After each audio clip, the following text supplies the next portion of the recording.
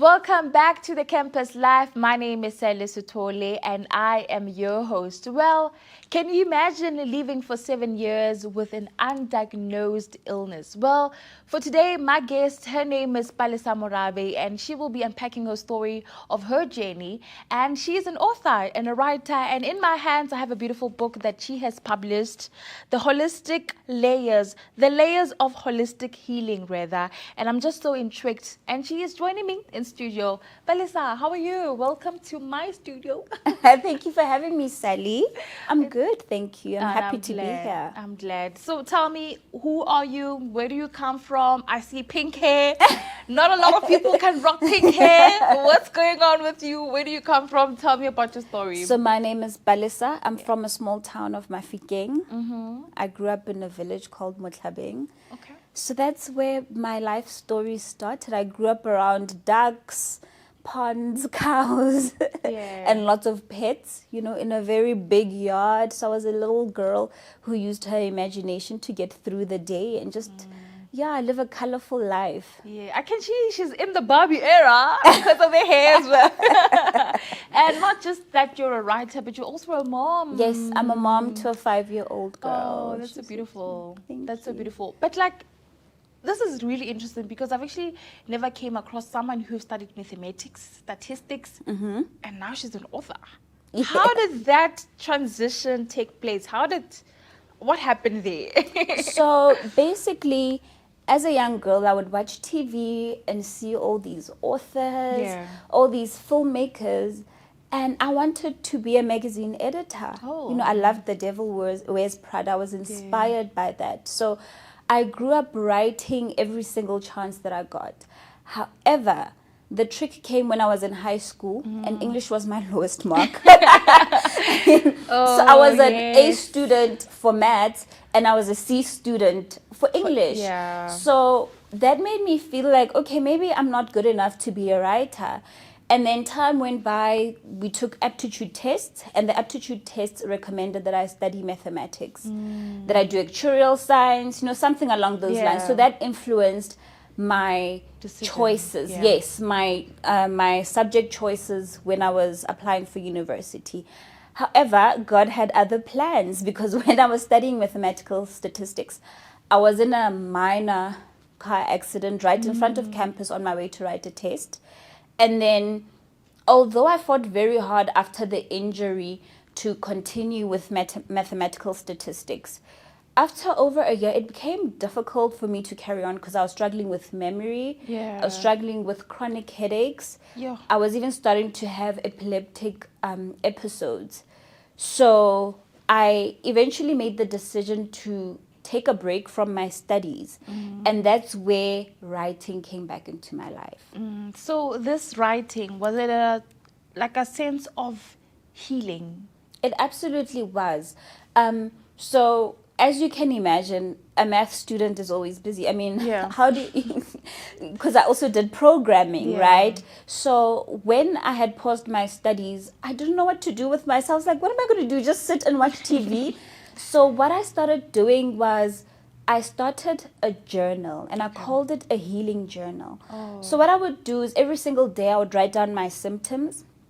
I would write down what I felt, things that I felt like I didn't previously share with my doctors because I didn't understand how badly injured I was.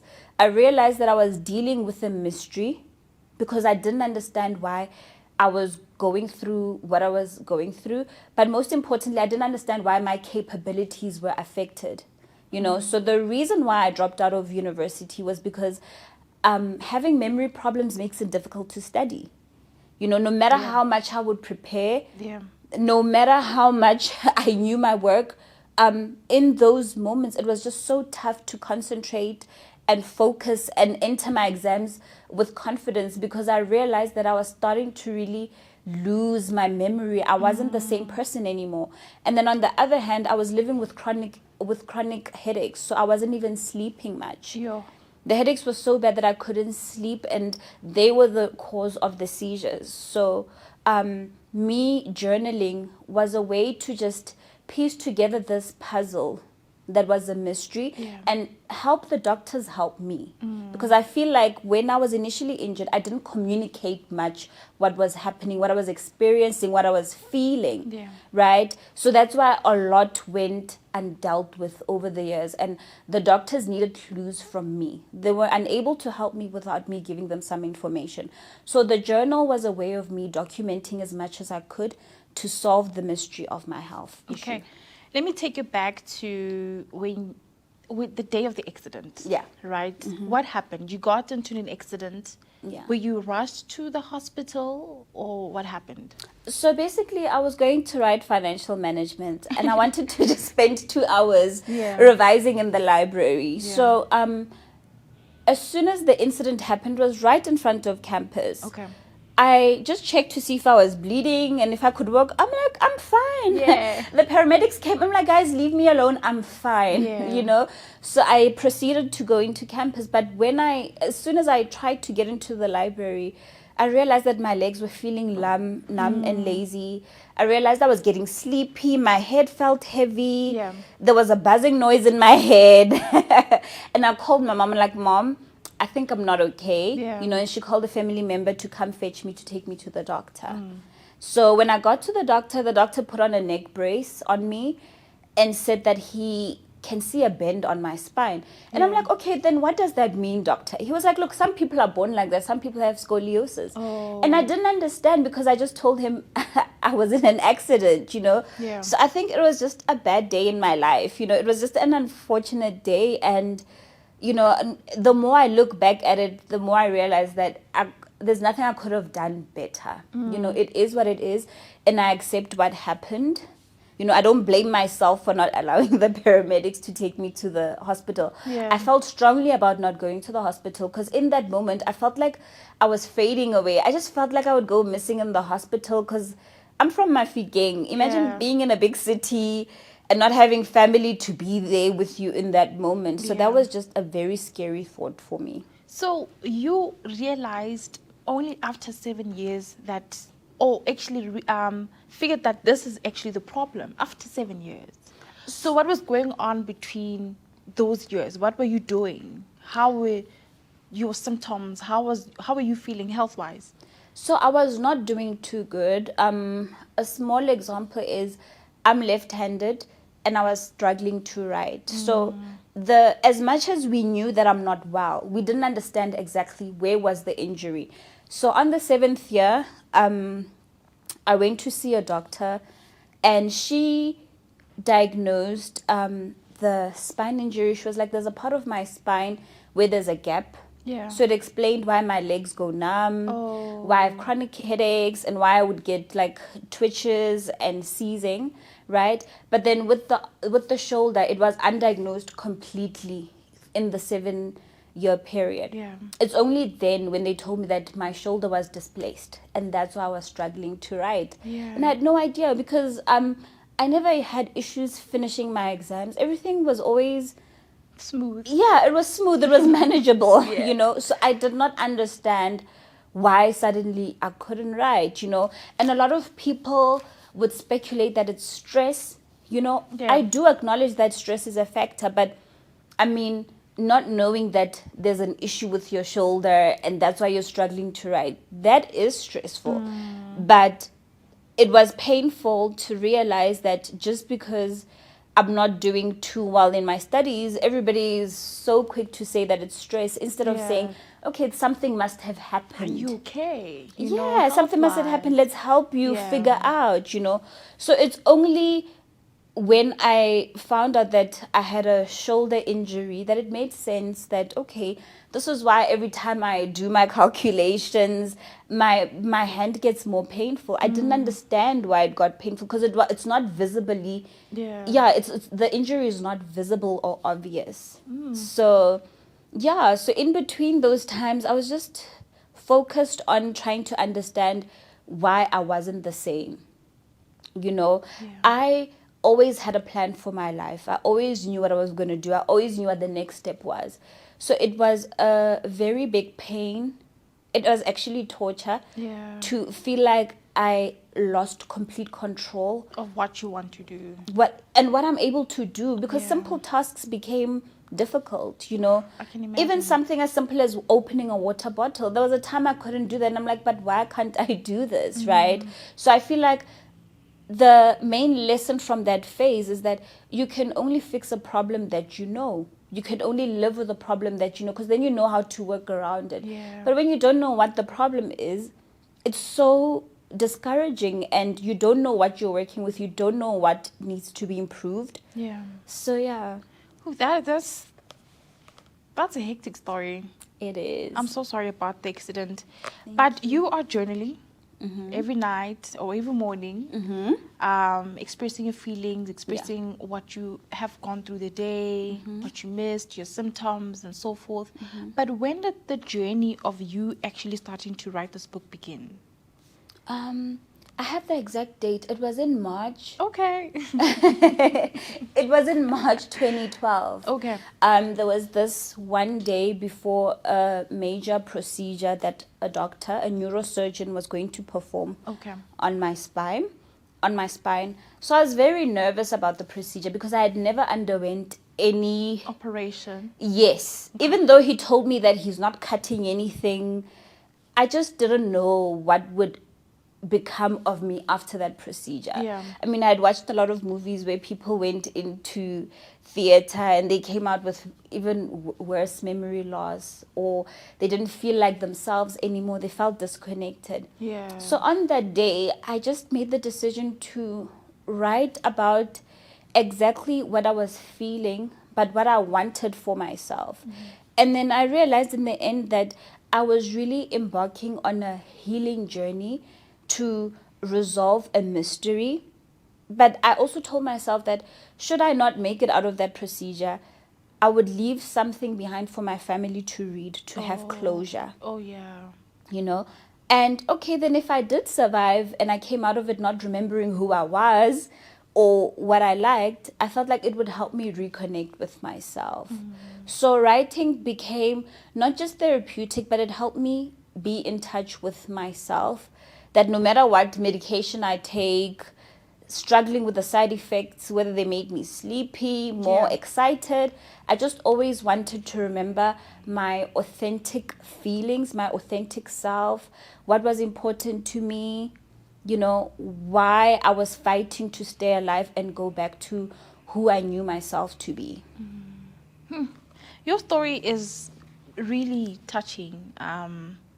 But also, I'm just so proud of how, I know it can be difficult, but I'm just proud of how you were able to go through a process of healing. Yes. Because not everybody can get to that place, you know, of be like, okay, maybe let me try and do this. So, and I don't know, were you feeling like at the moment when you were actually writing, did you feel in the moment that you're healing yourself, or just months or years later that, you know, actually that process was actually healing me? So studying mathematics, you solve problems every day. Yeah. Even 1 + 1 is a problem that you're solving, right? So I was wired to solve problems. Okay. So in me writing, that absolutely was to solve a problem. Okay. To investigate, to understand. You know, I felt like the more information I had was the closer I would be to solving the problem, you know, and understanding myself and being able to see, okay, this is where things went wrong, or this is what needs improvement. Because it wasn't just about me leaving my studies to heal. Yeah. It was about, okay, where to from here?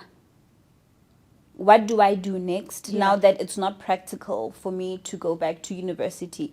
I mean, I thought that it would take 6 months for me to recover. I didn't think I'd be in it for 7 years and still be dealing with serious symptoms. I mean, on that 7th year, shortly before I was fully diagnosed with the shoulder injury and the spine injury, I was taking 10 pills in the morning. 10 pills? Every single morning. Like, I remember taking a picture of that, and I was like, you know what?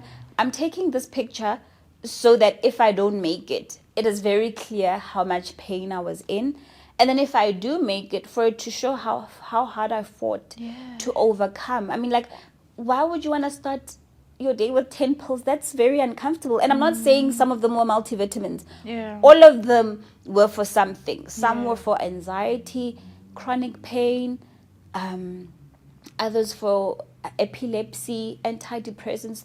There was a wide array of symptoms I was experiencing on a daily basis, and that's the treatment plan that my doctors had for me. That is a lot. It is.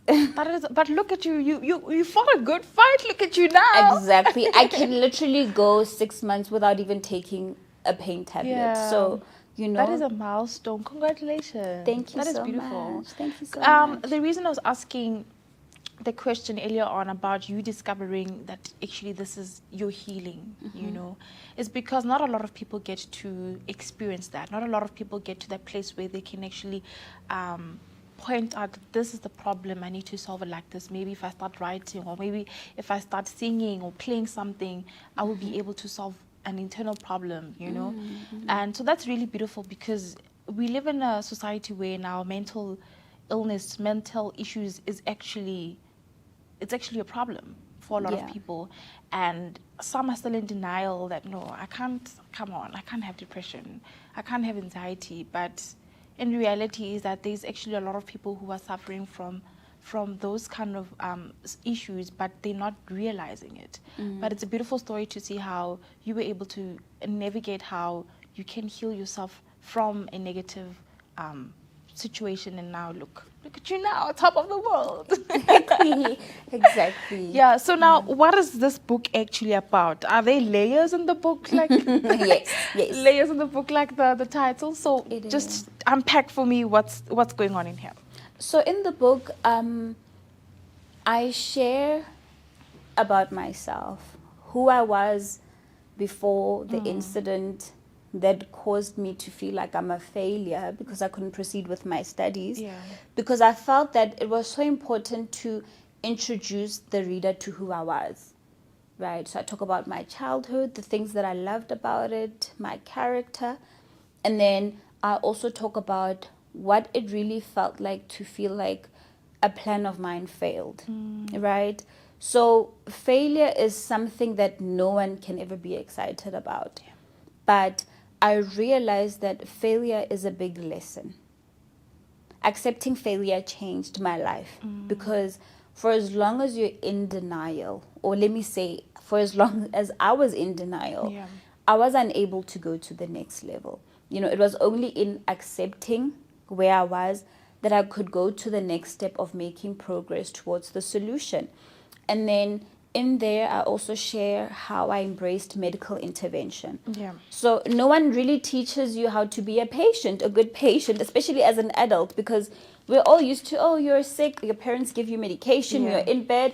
But I realized that as an adult, having chronic illness or having illness for a long period of time requires a lot of self-care.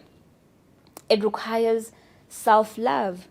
You know, because when you have the flu, it's easy to just, okay, I'm going to sleep this off. You're in bed 2 weeks. Or drink this off.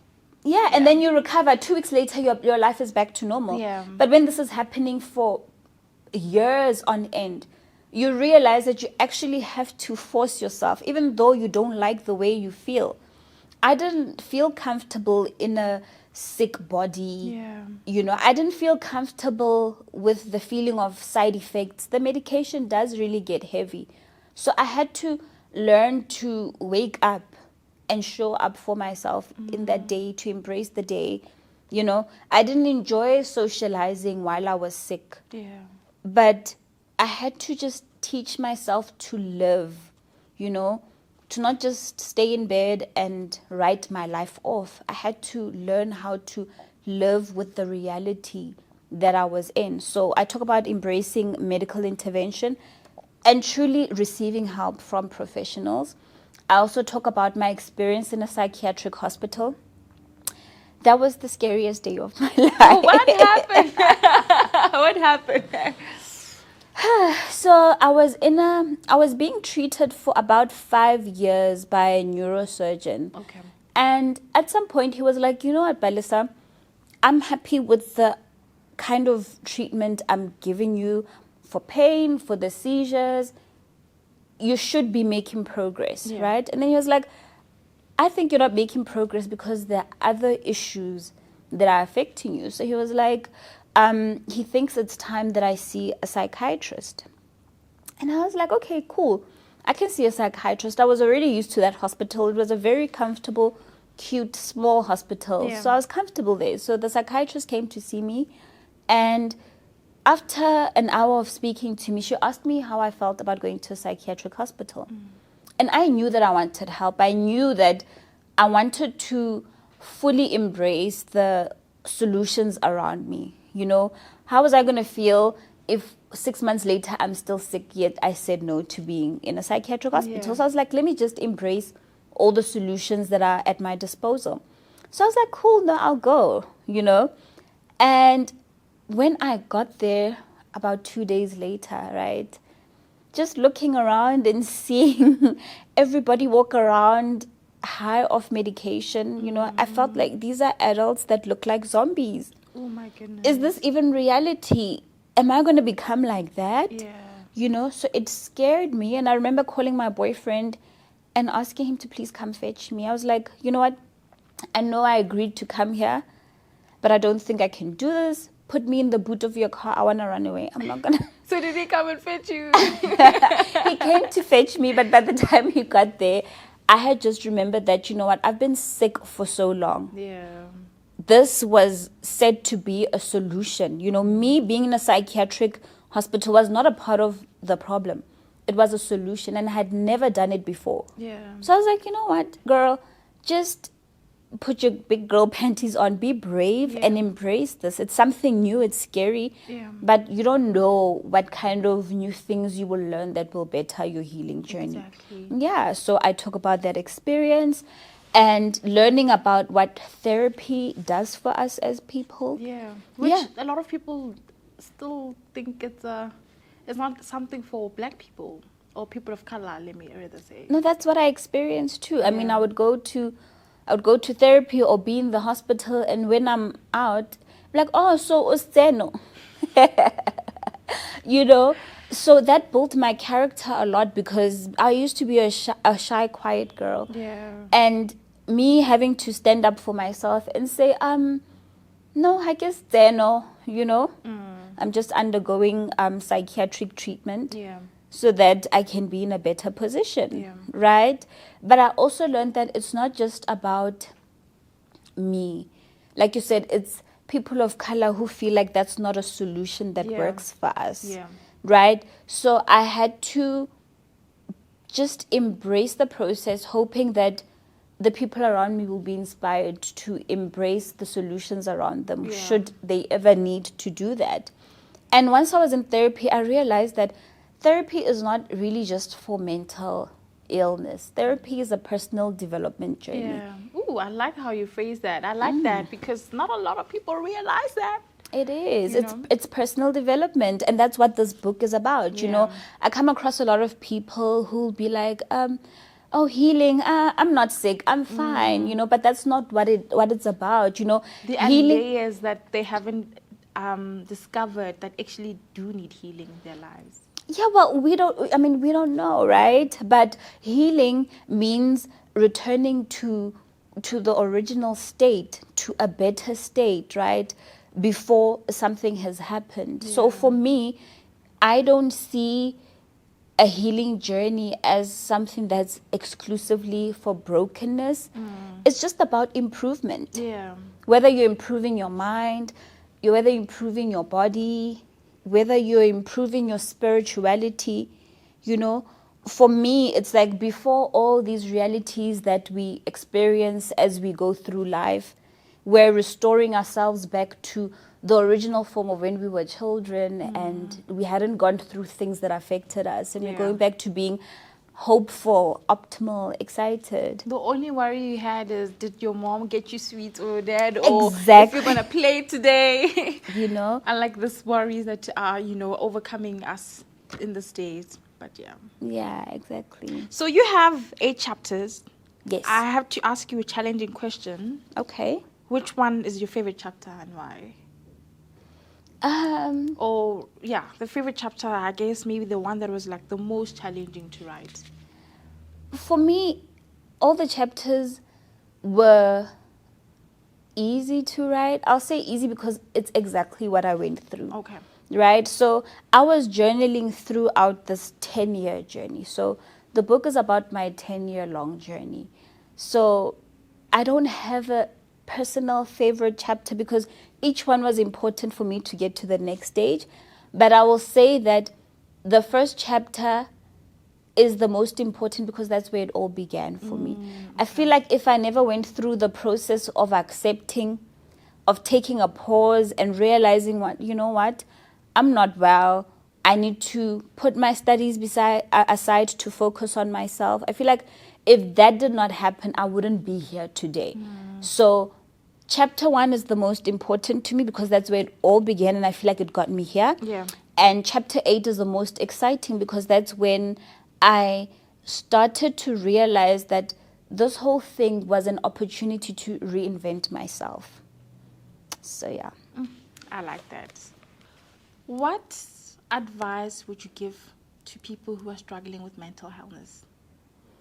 I would say that the first step to healing is accepting. Yeah.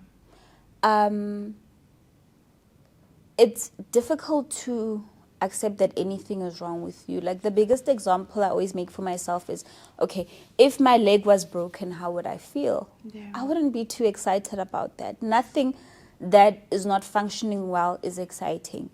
But the moment we focus on, okay, how do we move forward with this? What is the solution?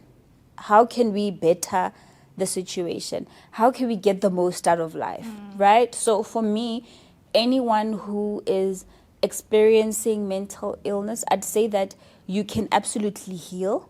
But in order to heal, it's important and key to embrace that where you are is the starting point to where you can go, right? And being open-minded, be teachable. Do not be afraid of judgment. Focus on yourself. Do not judge yourself. Focus on learning to love yourself unconditionally. I believe a big part of the progress I made was when I realized that I wanted to love myself, irrespective of whether I feel like I achieved my goals or not. I took a moment and was like, you know what, Palesa, learn to value and love yourself, whether you feel like things went the way you wanted to go or not, whether you're a mathematician or not, whether you're wealthy or not. Learn to love yourself because all beautiful things that we can create for ourselves stem from self-love. We can't build ourselves or make progress when we are beating ourselves down. It actually takes a lot of love to build, So yeah, that's what I would say. Okay, so is there anything that you're doing that helps someone who maybe has, I wouldn't say a similar journey, but something along the lines of what you have been through your book? Is there something like a project that you're busy with that you're helping So people with? for me, that project is the book, right? So at the end of every chapter, there are journal prompts, affirmations, and exercises for the reader. Because as much as I'm sharing my story, it's not just about me. It's about the healing process, right? So when I was sick, I felt like I was speaking a lot to doctors who didn't experience what I experienced. So it felt important to write as a patient. And many people ask me, oh, since you like personal development, why don't you study psychology? I'm like, I feel like having a voice and being a voice as a patient is so important to inspire other patients. So the book itself is that project. And at the end of every chapter, the reader gets to navigate through the questions, the affirmations and exercises, their own healing journey. And on the other hand, I do speak at wellness events. I go on radio. There's a lot that I do.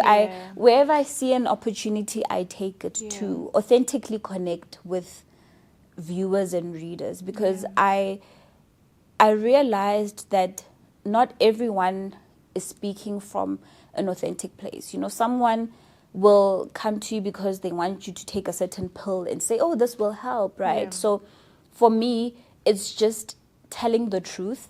And I believe that the truth sets us all free, you know, giving hope to people, right? It's so easy to give up because the journey can be long. This is why I highlight that it took a 10-year journey to get to where I am, you know, just to encourage readers, viewers, and listeners that it can take time and effort, but eventually you do get there, and it's very rewarding. Yeah. Ooh, I can imagine. Speaking of rewards, now let's speak about the book sales. Okay, I'm joking, not the book sales, but where can people find the book? So the book is on www.palesamorabe.com. Okay. It's also on Instagram. So if I want to purchase the book, how much am I purchasing it for? It's 350. 350, and you had it at palesamorabe.co.za. Is that where it is? Palesamorabe.com. .com. Okay, Yes. cool. .com. This is where you can get yourself this copy.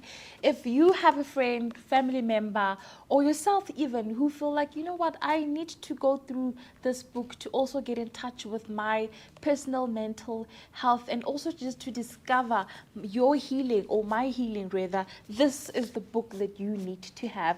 Thank you so much for joining me today. Thank you, your Sally. story is absolutely beautiful, from where it started to how now it was a down low for you, but you look at you now, you made it to the end.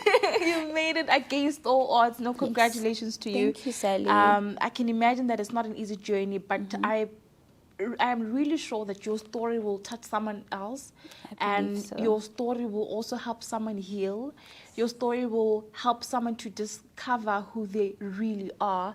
Your story will help someone to connect internally with themselves, because, you know, some people are feeling disconnected with themselves. Yes. You know, Feeling lost, feeling alone, Exactly. feeling lonely. Exactly. A healing journey gets lonely. So Yeah. I wrote this book so it can be a companion Yeah. when they go inward to focus on themselves, that they feel like, oh, there's someone who's gone through this successfully, you know? Yeah. No, So, I love that. So where can people find you on social media? So Palesa_Morabe_books on Instagram, and on TikTok it's Palesa_Morabe. Well, there you have it, ladies and gentlemen, and this is where we leave it for today's episode. My name is Palesa Morabe, and this is the Campus Life. Until I see you next time, goodbye. The University of Johannesburg, the future reimagined.